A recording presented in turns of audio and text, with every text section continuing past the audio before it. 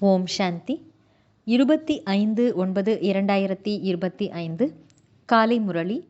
முரளியின் சாரம்.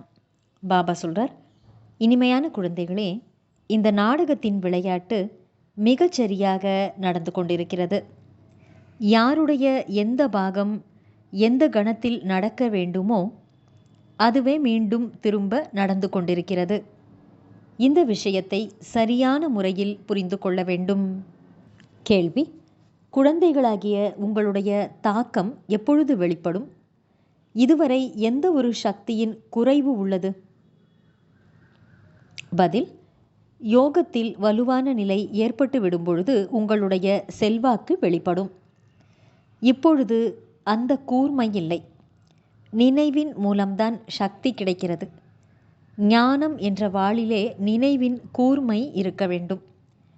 அது இதுவரையிலும் குறைவாக உள்ளது.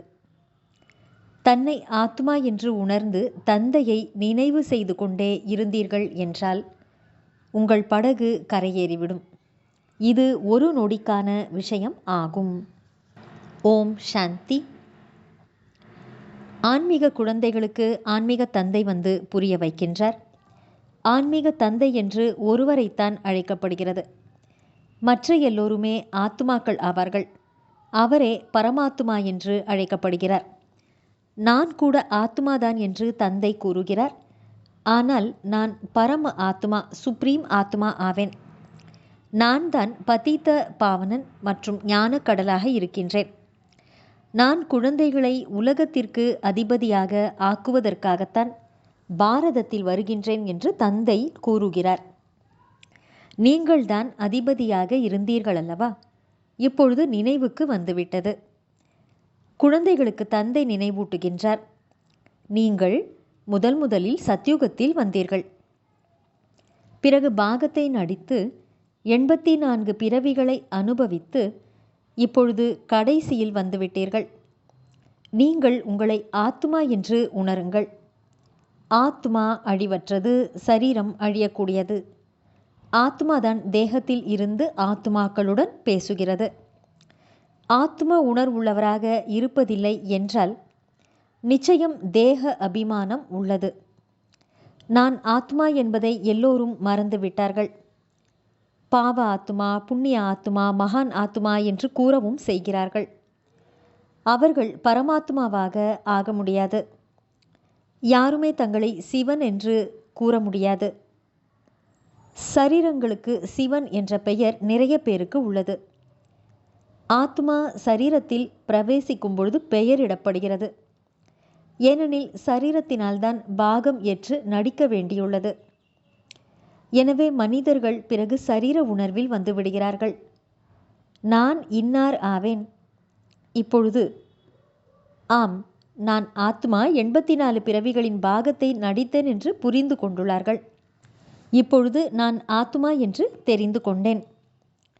நானாகிய ஆத்மா சத்தோ பிரதானமாக இருந்தேன். பிறகு இப்பொழுது தமோ பிரதானமாக ஆகிவிட்டேன். அனைத்து ஆத்மாக்களின் மீதும் துரு ஏறிவிடும் பொழுதுதான் தந்தை வருகின்றார்.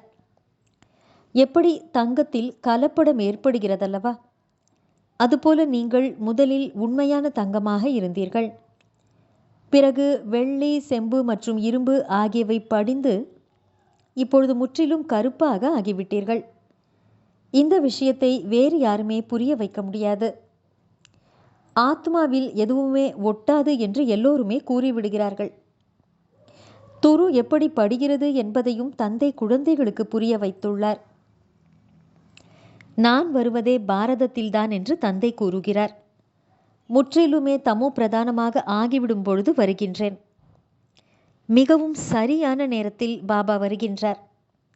எப்படி டிராமாவில் மிகச்சரியாக விளையாட்டு நடக்கிறதல்லவா? எந்த பாகம் எந்த நேரத்தில் நடிக்கப்பட வேண்டி உள்ளதோ அதே நேரத்தில் மீண்டும் அது நடைபெறும். அதில் சிறிதளவும் கூட வித்தியாசம் ஏற்பட முடியாது. அது எல்லைக்குட்பட்ட நாடகமாகும். இது எல்லையற்ற நாடகமாகும். இவை அனைத்தும் மிகவுமே நுணுக்கமாக புரிந்து கொள்ள வேண்டிய விஷயங்கள். நீங்கள் எந்த பாகத்தை நடித்தீர்களோ அது நாடகப்படிதான் என்று தந்தை கூறுகிறார். எந்த ஒரு மனிதரும் படைப்பவர் மற்றும் படைப்பின் முதல் இடை கடைசியை பற்றி அறியாமல் உள்ளார்கள். ரிஷி முனிவர்கள் கூட எங்களுக்கு எதுவுமே தெரியாது என்றே கூறிச் சென்றார்கள். இப்பொழுது யாராவது உங்களிடம் படைப்பவர் மற்றும் படைப்பின் முதல் இடை கடைசியை அறிந்துள்ளீர்களா என்று கேட்டால் நீங்கள் உடனே ஆம் என்று கூறுவீர்கள். அதை கூட நீங்கள் இப்பொழுது மட்டும்தான் அறிந்திருக்க முடியும். பிறகு ஒருபோதும் கிடையாது. நீங்கள்தான் படைப்பவராகிய என்னையும் படைப்பின் முதல் இடை கடைசியையும் அறிந்துள்ளீர்கள். நல்லது, இந்த லக்ஷ்மி நாராயணரின் ராஜ்யம் எப்பொழுது வரும் என்று அவர்கள் அறிந்திருப்பார்களா? இல்லை, இவர்களிடம் எந்த ஞானமும் இல்லை. இதுவோ அதிசயமான விஷயமாகும். எங்களிடம் ஞானம் உள்ளது என்று நீங்கள் கூறுகிறீர்கள். இதையும் நீங்கள் புரிந்திருக்கிறீர்கள். தந்தையின் பாகமே ஒரே ஒரு முறைதான். நல்லது, தாரணைக்கான முக்கியமான சாரம். 1. கோவில்கள் ஆகியவற்றை பார்க்கும் பொழுது இவை அனைத்தும் நம்முடைய நினைவு சின்னமே ஆகும் என்பது நினைவில் இருக்க வேண்டும். இப்பொழுது நாம் இதுபோல லக்ஷ்மி நாராயணராக ஆகிக் கொண்டிருக்கின்றோம். 2. இல்லற விவகாரங்களில் இருக்கும் பொழுதும் தாமரை மலர் போல் இருக்க வேண்டும்.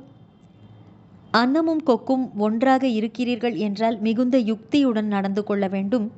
சகித்து கொள்ளவும் வேண்டும்.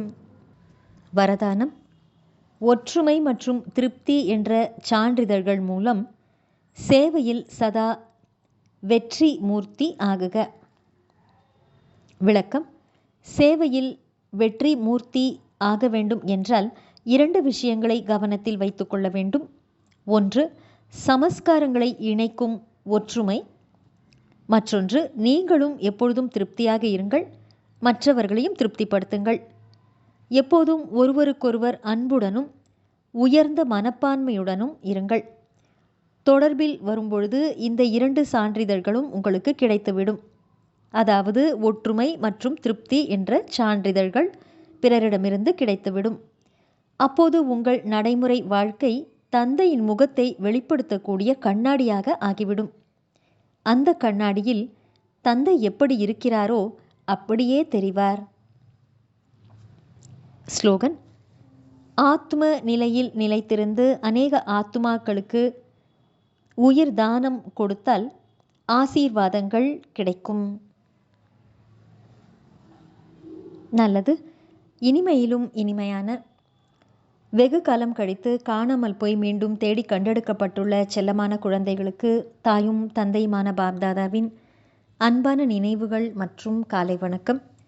ஆன்மீக குழந்தைகளுக்கு ஆன்மீக தந்தையின் நமஸ்காரம். ஆன்மீக தந்தைக்கு ஆன்மீக குழந்தைகளின் நமஸ்காரம். அவ்யக்த சமிக்கை: இப்போது ஈடுபாடு என்ற அக்னியை மூட்டி யோகத்தை ஜுவாலா ரூபம் ஆக்குங்கள். நெருப்பில் எந்த பொருளை போட்டாலும் அதன் பெயர், உருவம், குணம் அனைத்துமே மாறிவிடுகிறது. அதைப்போல தந்தையின் நினைவில் ஈடுபாடு என்ற நெருப்பில் விழும்போது நீங்களும் மாறிவிடுகிறீர்கள். மனிதரிலிருந்து பிராமணர் ஆகி, பிறகு பிராமணரில் இருந்து ஃபரிஷ்தாவாக ஆகி தேவதை ஆகிவிடுகிறீர்கள். ஈடுபாடு என்ற நெருப்பினால் தன்னுடையது என்ற உணர்வே இல்லாத அளவிற்கு மாற்றம் ஏற்படுகிறது. அதனால்தான் நினைவை ஜுவாலா ரூபம் என்று கூறுகிறோம். நல்லது. ஓம் சாந்தி.